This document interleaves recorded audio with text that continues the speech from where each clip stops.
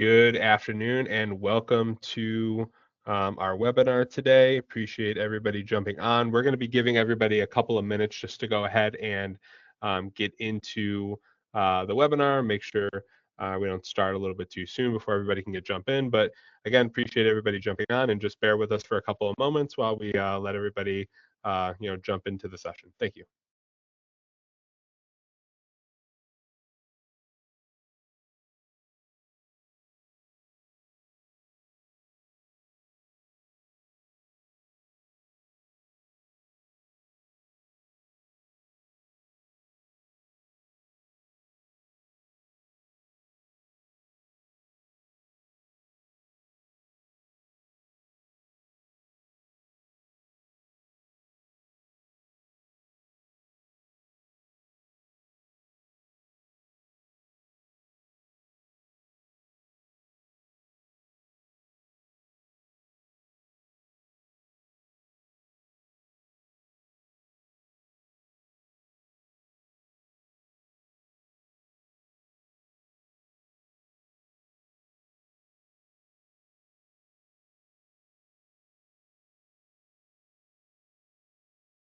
All right. Again, welcome to today's webinar on foundation pay, smarter company spending with foundation pay.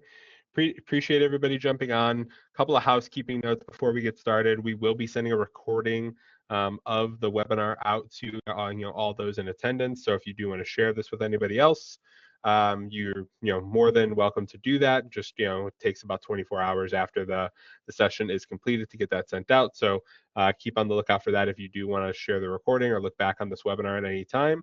And we'll go ahead and get started. I will also be spending some time towards the end of the session answering questions, and we will have time for Q&A. So go ahead as we move through it.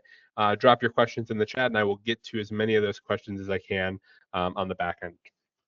So I'm going to go ahead and get rolling here. So foundation pay is the topic of conversation.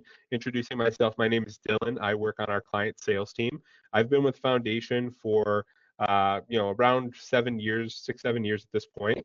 And I've worked on our implementation staff. I've worked on our support team, done a lot of implementations, and I work on the client sales team where I head up some of these payment functions and work with our current clients on introducing them to modules and products that could be of a good fit for their company, and just kind of guide them to try to get the most out of Foundation, really trying to a lot of times make life easier, improve processes, workflows, so on and so forth. So today we're going to be focused on two options. It's going to be the corporate card option, and then we'll also be doing a sneak peek of one of our most recent product releases, which is going to be called Bill Pay. They both fall under the Foundation Pay platform. So for the corporate card side of things, this is the ability to offer corporate cards that are integrated with Foundation. It allows you to see everything in real time, help with receipt capture, and do some other things as well. The next thing we're going to be focused on is doing a little sneak peek of the bill pay function, which is just a way for you guys to automate the payment solution. It's integrated with Foundation, help streamline vendor payments. So being able to select invoices that you want to pay, and then you push those over to us, and then we will pay them through the vendor network on the back end. Looks like we have an automated slideshow here. So without further ado, I'm going to go ahead and jump into the software and kind of go from there. So this is Foundation Pay. This is a web-based system. So while this is connected to your Foundation database, this is not lives within Foundation. So like people that are logging into this as like card users and coders, or maybe even approvers, they wouldn't be doing any of those workflow processes within Foundation. They would do that within Foundation Pay. Same thing with the admin privileges and rights as well. So this is a completely separate application that would be used that again does connect into Foundation. So as a part of the setup, we do connect into either a single database or multiple databases, and we can connect in and sync out your data either manually or using the daily sync option, where we will pull from your Foundation database. The reason I like to do, to point this feature out is, if you were using a different corporate card and expense management solution or expense management, a lot of times there's a duplicate entry that needs to happen. That does not happen here. This does sync. It will pull jobs, GL codes, cost codes, classes and a lot of other features from Foundation and make that available within Foundation Pay. So there are integrations built into the system. And the first thing after we kind of jump into that I do like to kind of throw out there is to use Foundation Pay, the corporate card and expense management, which is where we're focusing on kind of early on in this conversation, is you do have to use the Foundation Pay corporate card. So when you set someone up, you need to set them up in the system. Let's just say we wanted to order Roger here a card and set him up as a user. We put in some company specific rights and give him access as an admin. I can see all forms of the setup and everything, but as an end user, maybe he only sees his own inbox or they see their own inbox. So we give them user specific roles and rights. We put in a phone number and email address, which will be important for text receipt capture, as well as login and notification purposes.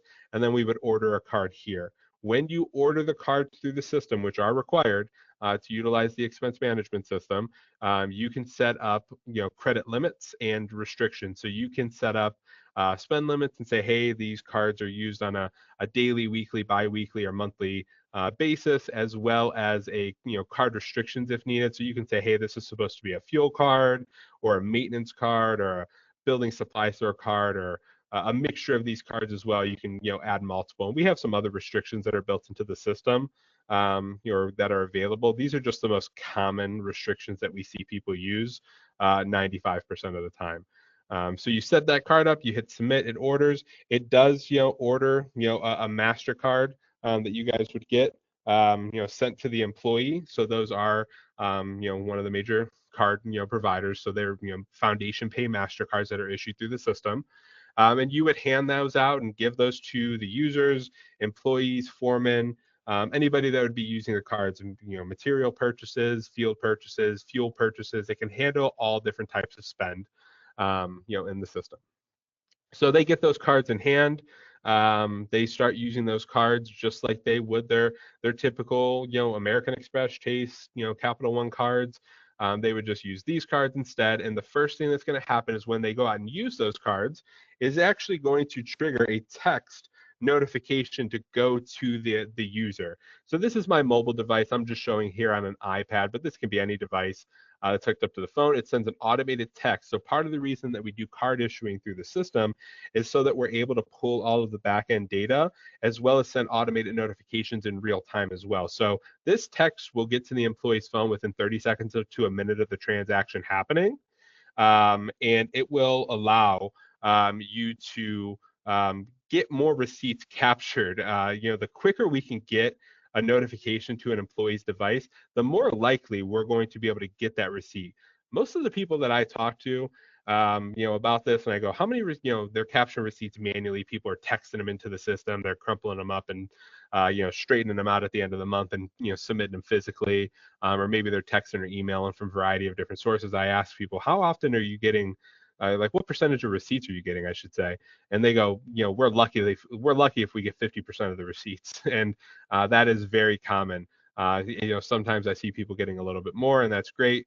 This should just streamline that entire process. We're not asking employees to go into a separate app at this time or submit it or wait. This gets to their phone in real time, notifies them. They snap a quick photo of the receipt. So it'll say, hey, there was a charge from this vendor. Please respond with an image and a short description. They snap a photo of the image. It'll confirm that it was added, and it'll give them a link to the app if they want to go in and do further coding. So real-time updates and notifications via text for text receipt capture, just making the process as easy as possible. The longer we get receipts, the more likely it is to end up in an employee's floorboard of their truck as they're working in between projects and things of that nature. So if we can get that receipt quickly, we get it into the system, it's going to link it to the transaction, and then we can kickstart the rest of the process, the coding, the approval, so on and so forth. This is an app that they can put on their phone. So if we come here to the home screen here on my iPad, you can actually see that there is a little Foundation Pay icon. This is a progressive web app that can be added to any Android, iOS, phone, tablet, whatever device, and they can actually go into this app and they can go in and do the rest of their coding. So they've submitted the receipt. Now they can go in and let's just say I click on one of these transactions here. Any receipts that were texted into the system would show up here at the very bottom under the receipt preview area. Now, if we didn't do receipt capture via text, they can log in directly to the application and they can submit a file directly on the app. So they can snap a photo, choose a photo from the library. If they get emailed or texted a receipt and they need to save a file like a PDF, like you can see, like here's like some examples. I just put some PDFs. Here's a phone bill. So if there's anything that isn't like a physical receipt that would be captured, they can go ahead and put in a PDF or like something that was sent to them. You could drag and drop that on the web or upload it on the app. Or again, you could take the photo or do the text receipt capture. Any descriptions that flew in, were entered via text would show in the description field here. And then at the very top is where we can do the workflow coding. So all of that data that I was talking about earlier that syncs from Foundation would sync over from the Foundation to this workflow area, and it follows all of the Foundation logic. Now, this entry can be done by an end user. This could also be done by like an admin or a project manager in place of the employee. So like if you have a user that, hey, they're just going to submit the receipt and they're just going to have someone else do the coding for them, completely okay as well. You're flexible that way. You can have someone else with transaction visibility go in there and upload that, or update that for them. And you can see the drop-down menus here. They'll show and see available GL fields. It's not going to show your whole chart of accounts. When they make a selection, let's just say they choose an overhead account, because that's something that you guys give them available or like has an available option for coding. You'll notice that it got rid of the jobs and the cost codes and classes because it uses the Foundation logic. If it's something is a direct material expense or a direct expense, it's going to require a job. If it's not direct expense, it's not going to require a job. If it has something to do with equipment, it may prompt for equipment or service code potentially to be entered. So you'll notice if I choose direct material expense there as the option for coding, it prompts me for a project. I can hit the drop down for the project and I can scroll between my job list and try to find that, or I can simply just type in to that field and put in the job name or number, and it would dynamically pull that into the search as well. So they're not going to have to pull through your entire job list. And this is also active jobs. So as you're doing ongoing maintenance, you're adding new jobs, closing jobs, adding change orders, budget, changing budgets potentially, or if any of that, anything of that nature changes, it will update back into here as well. So job may close, it's going to remove that from the list. So this is going to show like an active job list. And then when you select the job, it's also going to only pull budgeted cost codes and classes. So if I select a job that doesn't have any budget, it's going to show the entire list. If it has a certain budget, it's only going to show items that are listed under that budget. And then it'll default to like a vendor here, this little Vendrix credit card vendor, which is the previous name of this product. That populates in here for me. That will default in, but if you did need them to select a vendor, we can make the vendor a selectable drop-down field here as well for entry. We do have other workflow entry options that are available here. In my system, I don't have divisions or phases turned on, but if you guys have divisionalized chart of accounts or you guys have phases turned on as a part of your job costing structure, we can add those fields in here as well. So again, it's dynamic, it's customized to your entry, and it all feeds from Foundation because again, this is a Foundation product. Once we've then went through the receipt capture process, we've went through the coding, we can then trigger the next process, which is going to be an approval process. So we can set up custom approval rules with up to 4 layers of approvals, even though I don't know if I've ever seen someone quite use 4 layers of approvals for a credit card transaction. We have the 4 layers that can be used, and we can set up rules to fit your guys' needs. So if it's going to say, hey, if it's job related, we want it to look at the job, see who the project manager is, and route to that project manager for coding, we can do that. Or if it's like an overhead transaction, or maybe it looks at the budget or the user and it says, hey, this needs to be sent to a specific, like a controller, a CFO, or an admin, or something of that nature, we can route it to the proper approvers if you guys are going to have the approval process, where the approver would have a queue here of all of the transactions that need to be approved before they can be pushed to Foundation. And then on here, the approver has the ability to come in here and adjust coding. They can approve the transaction, they can reject the transaction, send it back if needed. Another thing I didn't mention during the initial coding is if this transaction needs to be split between multiple pieces, we can split that transaction up to have multiple line items. And then also, if there wasn't a receipt captured on there, we can have a missing receipt affidavit populated and signed. where it just says like, hey, this was a legitimate business transaction. So if there is a situation where there is a lost receipt, you can have them, have a missing receipt affidavit in lieu of the receipt. So I'm going to go ahead and close this down. So now that we've been through the initial, handful of steps, we've done the initial, entry. It's pulled all of the data in. It's notified the proper users of the transaction via text. They've done the receipt capture. Also, a part of that process I like to mention, when we pull that data, not only are we doing that in real time and notifying the user so they can capture the receipt, we're also pulling all of the other data on the back end as well. So if it's like a fuel transaction, we pull the vendor, the dates, the amounts. We also pull like spending details where we can see, okay, it was gas, it was this type of fuel, this get how many gallons, price per gallon, discounts, or if it's like here's like an airline, a Delta, purchase as well. You'll see all of the level 3 or at least like airline data that would populate. So we do pull a lot of spending data so that you guys would have that available as well. If you guys need to do like IFTA reporting for taxes on fuel, we can pull that data and allow you guys to use that for tax reporting. So we do have some reporting capabilities there as well. So that's all kind of built into why we issue the card to the system so that we can keep everything up to date in real time. And kind of move this through the process. What we're trying to do is get rid of this lag time it takes to manage, receipts and transactions for credit cards. Again, as someone who used to be an implementation specialist, I oftentimes, during training process would, walk people through. And what they would do is they wait till the end of the month, they get a statement, then they're matching out that statement against like the receipts that they got, and they're hoping they got as many as they can. They're trying to figure out coding. They're going back and forth with people to get coding. Now there's like a 4 to 6 week lag time of getting credit card transactions from, the inception of the transaction happening, sometimes them being entered into foundation. There's again that 4 to 6 week lag time. So now we have a lag time in our expenses and our job costing. I oftentimes see people working through this portion of the system, and what we're calling it is basically you're doing a front end reconciliation. We're pulling the data, you're doing the receipt capture in real time, coding and approval. Most of the users that are using Foundation Pay right now, when I've talked to them out at like our user conferences and such, they're pushing these transactions on a weekly basis. So now you have a little bit more velocity. Transactions are getting into the system quicker. We have more up-to-date job costs and expenses. So the last piece of the puzzle is actually pushing them to Foundation so we can post. And this process is really simple as well. For our hosted clients, it is a direct API sync to where you just kind of find the transactions you want to push and you push them into Foundation. For our on-prem, our server-based clients, the export process is via an Excel sheet. With a CSV, and then we push into Foundation using the FSI import. For this, webinar, I'm just going to show how it looks for hosted clients, but just know it works for both. So when we are ready to sync, you just go in here as an admin to the settings. You'll notice for this pay period, it doesn't really look like I have a lot to select here. If I click these fields, you'll notice nothing's happening. It's not selecting anything. That's because all of these transactions are missing receipts or coding or something of that nature. We could set up automated approvals for these types of transactions that are missing data. We can notify the user on a daily, weekly, or monthly basis, and we can say, hey, you're missing receipts for this or that, depending on what the transaction is. So we can set up automated alerts for those.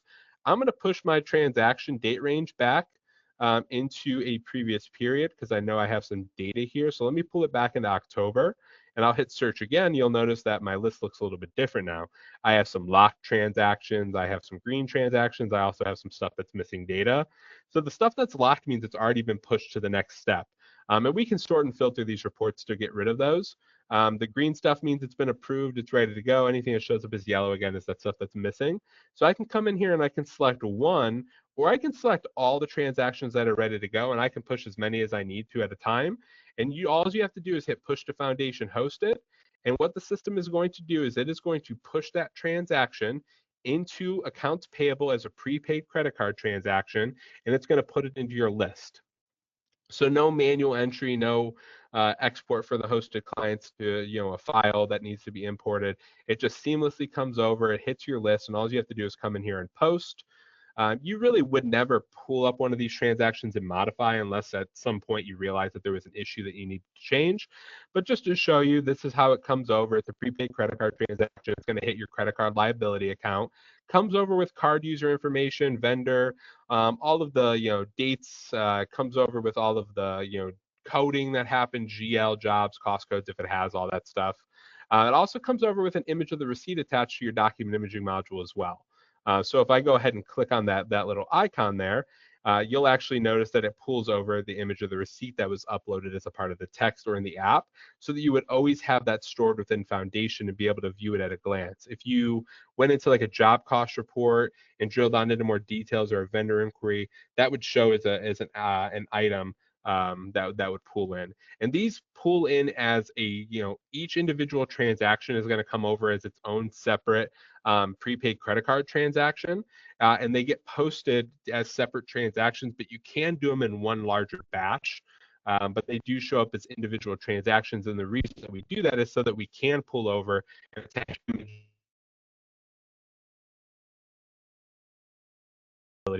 on those items. And again, they get posted as a prepaid credit card. They don't go sit in your accounts payable, like aging report or anything of that nature. It clears your aging report, and it actually hits your expense account as a GL. Let me go ahead and click up here to the GL ledger summary, or general ledger summary here, and you'll see that it doesn't hit accounts payable. It actually clears. It posts as an expense, and then it also hits your liability for the credit card.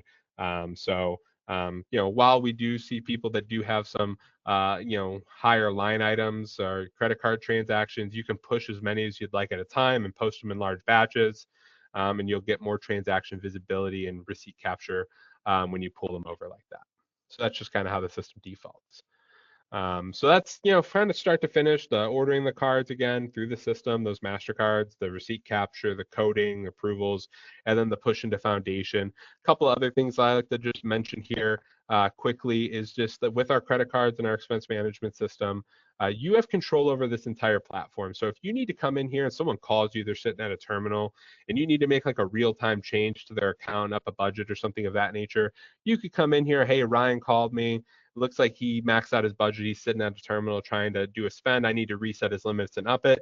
You can do that in real time, or if you need to freeze a card or close a card or anything of that nature, you can do all of those like category restrictions, upping of budgets, limits, so on and so forth, all in real time. So if I need to come in here and say, hey, I need to change these category restrictions or up those budgets or freeze a card or close a card, again, have control over that. It's all in the system. As an admin, you'd be able to do that.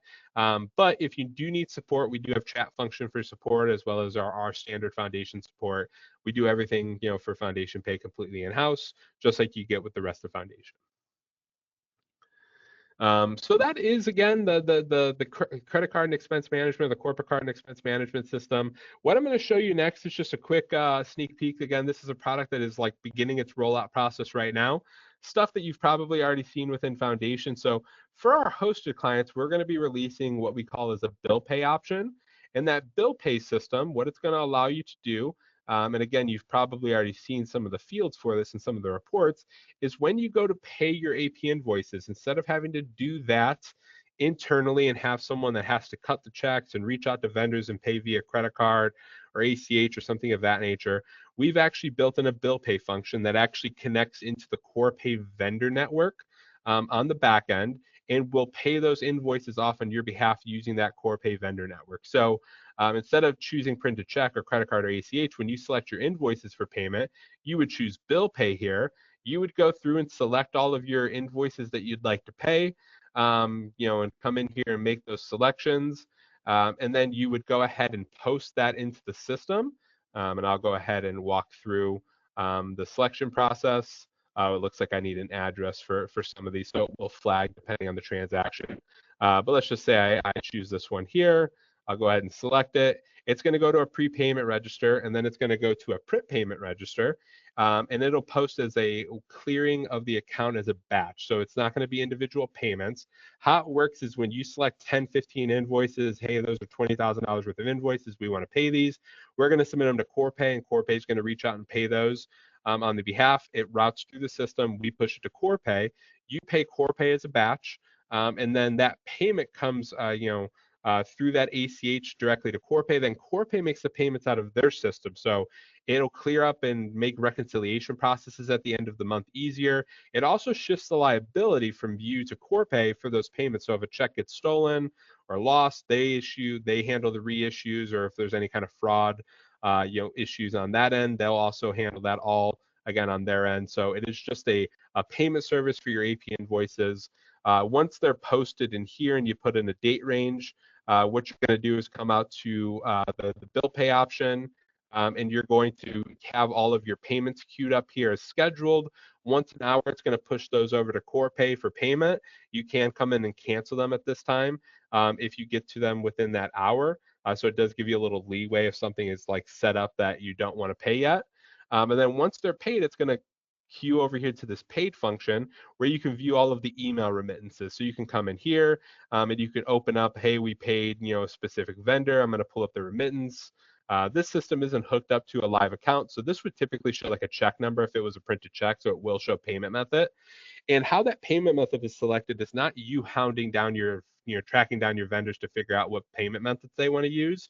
You process the payments through the system. If they're already a vendor in Corpay's network, and Corpay has about 1 million vendors in the network, and they have a very strong construction vendor network, it'll reach out and it'll pay them via their preferred method, check, ACH, virtual card. If they're not in the vendor network, they will initially get paid via check, and then they will get paid they will get reached out to by Corpay, and Corpay will try to get them to sign up on cheaper forms of payment, ACH, virtual card, and things of that nature. Right now, the main focus of the system for the first like 5 or 6 months that this has been under the foundation banner has been the corporate card and expense management. We're moving forward and adding bill pay and even adding an AP automation tool into the system in the early first quarter or like late first quarter of next year. So we're hoping to have our AI software ready where it'll scan your invoices and read them and allow for easier coding. So this product is expanding. Right now, the current availability is the credit cards and the bill pay, at the moment. So it should streamline a lot of these AP processes, your credit card processes, and make it easier for you to manage your credit cards. Eventually, it'll have that AP automation tool to help input AP invoices and get those into the system with less manual entry. And then on the back end with the bill pay function, if you did want to offload some of that responsibility and time that it takes to process your AP invoice payments, you can then route those through the bill payment network and use the payment service to pay those invoices off on your behalf. So it's an evolving product. We're super excited about this. There's a lot of foundation clients already using this. I always say on the credit card side of things, we have people that have been using this software before it was Foundation Pay and it was Vendrix, and we did the acquisition about 4 or 5 months ago. We've had people that have been using this system for a couple of years and really good feedback. So while this is a new to Foundation product, this is not a brand new product, in terms of, its life cycle. So it's definitely established. We've heard very, very good feedback over this thing over the last couple of years as we were partnered with Vendrix as a third party, and now again it's a foundation product. So what I'm going to do is I'm going to open this up for questions. I already see some questions rolling through, and just give everybody time to go ahead and throw any questions in the chat. So please feel free to throw those in there. I'll kind of get through those, and then I see this session ending a little bit early. We're also going to throw a poll on the screen today. Go ahead and answer that. It's just going to be like, would you like to receive some more information, or more like, would you like a personalized demo? Have someone reach out after the call.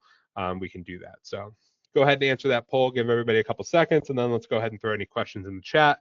And we'll also throw the Q&A screen back up so that you guys have my contact information via email. So if you wanted to contact me directly with any questions that maybe I don't get to or you think about afterward, you can note down my email address. Or if you're like, hey, I definitely want to get a personalized demo of this thing or have further conversations, just let me know. So the first question I already see rolling through is, can I set up cards that only work at certain stores? So we do have the ability to set category restrictions, but not very specific stores. We can set up a system where we can do purchase requests that can go to specific stores. We do have some program change requests in the queue that will potentially allow for a little bit more granular of purchases. But right now, if you do want to limit that card very specifically to like one store, they would have to put in like a purchase request before that happened that would need to get approved. Right now, our restrictions are based more on the categories of stores, not necessarily a specific location. Next question here is, will the AP coming soon mention have workflow that includes approvals? And that the answer is yes. So the AP automation tool that we kind of have coming down the line is going to have like a routing capability where AI pulls it into the software. scans the invoices. Maybe that gets uploaded via a drag and drop or a scan or a forward in from an email. And then it would queue to someone to check coding. And then it can be routed through an approval process where like a project manager would verify and add coding for like a specific job. Next question is, can I change limits on the fly for my employees, or if they need to make a large one-time purchase? And the answer is yes, you can do that.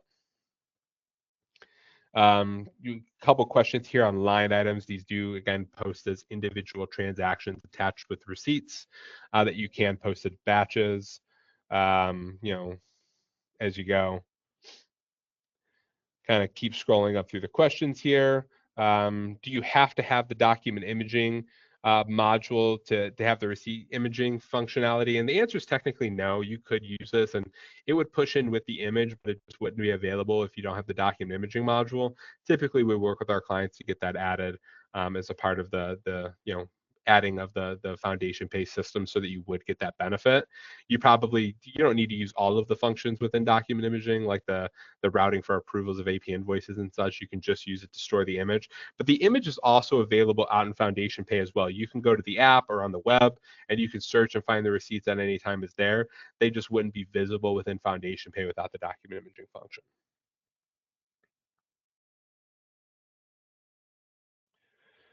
Okay, just kind of scrolling up questions here. So as we go. Just a question here on like the underwriting and credit application process. I do like to point out that this is, we do issue cards, the MasterCards, and the underwriting, that we use is with a third party. We use Corpay or Comdata as the backend processor. Everything is functioned through us, so our support, we submit the credit application with you, we do all the training and everything of that nature. So everything is handled through Foundation. We just partner with them on the back end for processing. We also partner with them for the bill pay as well. So Corpay is going to be, again, that partner that does the bill pay functions, in the system too.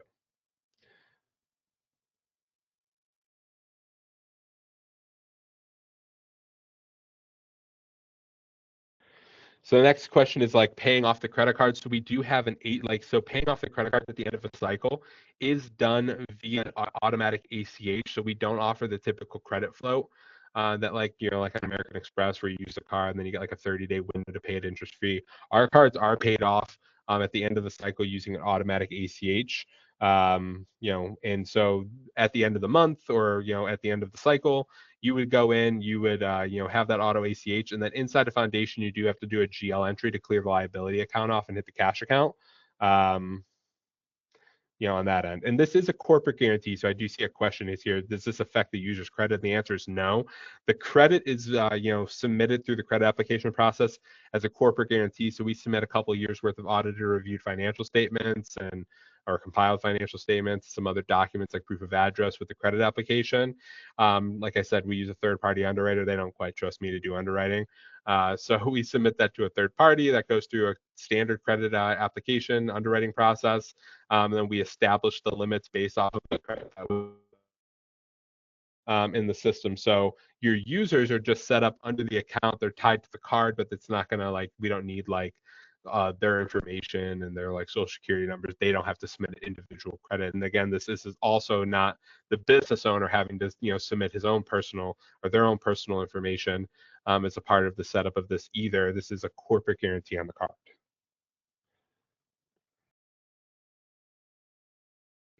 Question on virtual cards. So are there virtual cards available, or are they just physical cards? At the moment, it is just physical cards.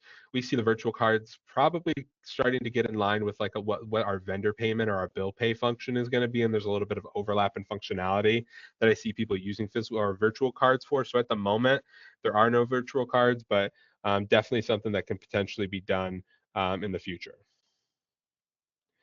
Question on how do the individual lines go into Foundation to be posted to jobs? It's an individual, it posts it's an individual AP or prepaid credit card transaction.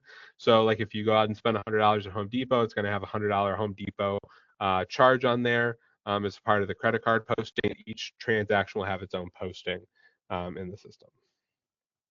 But again, the reason we do that is so that we can push stuff into the system quickly with all of the transaction details. There's not a lot of manual keying, so it's pulling that information automatically. And it also comes over with an image of the receipt. Last, I see a question here, a couple more. How do I pay vendors, ACH or credit card? So if you were to sign up with our bill pay function, it uses the Corpay vendor network, and the vendors are the one that dictate how they would like to get paid through that network. So Corpay reaches out to them and pays them initially via check. And then, after that, the vendor can choose through the bill pay function. So again, this is like paying your AP invoices off through the system, which is separate than just the credit cards. They can reach out and they can sign up with ACH or virtual card with Corpay, but Corpay would be the ones handling that reach out. You pay the credit card off via an ACH.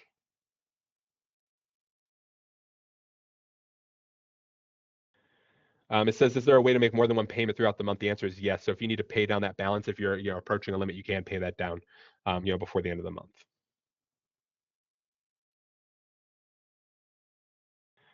Okay. Looks like the questions are slowing down. Um,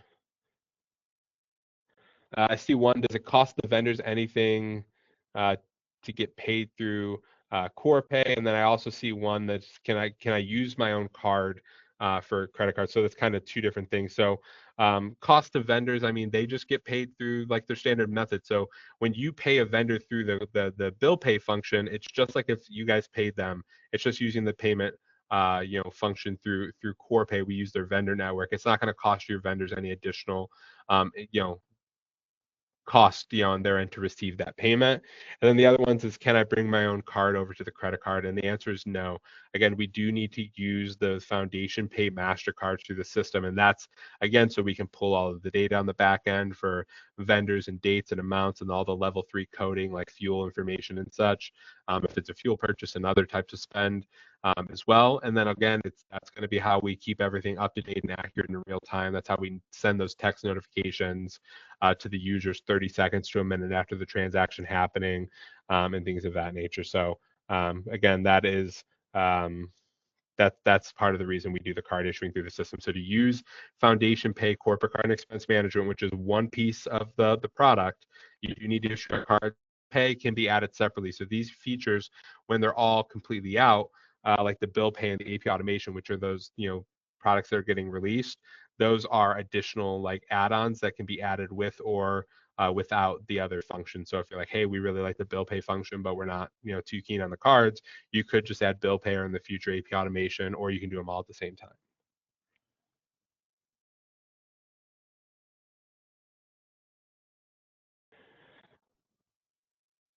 Okay, so it looks like we've gotten through most of the questions that I can see here. If there is any questions that are missed, or if you have any specific questions, want specific pricing or anything of that nature on the software, or a more personalized demo, please feel free to email me here. My email's on the screen, dkilpatrick@foundationsoft.com, or just answer. There's a post, webinar survey. Say that you'd like a personalized demo there. We can definitely reach back out to you. So again, I appreciate everybody jumping on to take a look at this newer product, Foundation Pay, that's under the Foundation banner. These features are out. Foundation, the credit cards and expense management, and as well as the bill pay, are things that we can start to get added. And again, the AP automation is a product that will be getting released here into the future. So again, I appreciate everybody jumping on today. Feel free to reach out with, if you'd like more information or more specific pricing, and we will go from there. Hope everybody has a great rest of your day.